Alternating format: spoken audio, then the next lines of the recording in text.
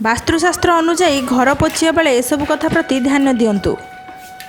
कथार अच्छी स्वच्छता ही भगवान, से शास्त्र में सफासुतरा रहा लगी अनेक परामर्श दि जाइए। निजको सफासुतरा रखा सह निज परिवेश और घर को स्वच्छ रखुवा व्यक्ति सबुबले सुख समृद्धि भोग करे बोली शास्त्र में वर्णना रही। हेले सावधान, सफासुतरा करिवार किछि विधान शास्त्र में लिखा जाइछि।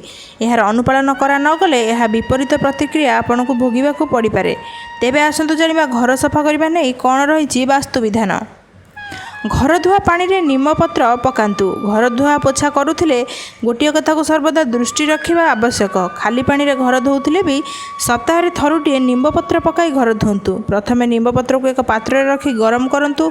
यह फुटिबाकु लागिले एही पानी को छाणी घर पोछा पानी रे पकाई दियंतु और घर पोछंतु। एमति करिबा द्वारा घरे लक्ष्मी निवास करिवे और रोग व्याधि आसीबो नाही।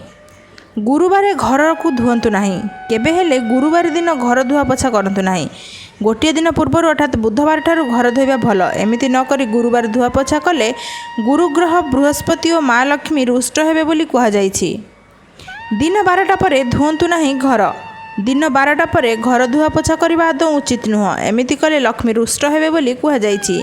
कारण सकाळ समय होछि देवी लक्ष्मीकर आगमनर समय। एही समय घर धोइबा उचित बोली कहा जाइछि। भिडियोटी आपण मानकु किपरि लागिला आपण मानकर मतामत आमको कमेंट सेक्शन में लिखि निश्चित जणाइबे। जदि आपण माने हमर एई चैनल रे नुआ होइथिबे हमर एई चैनल को सब्सक्राइब करि नेबे एवं भिडियोटी भल लागिले गोटे लाइक करी अधिक रु अधिक शेयर करिवे। धन्यवाद।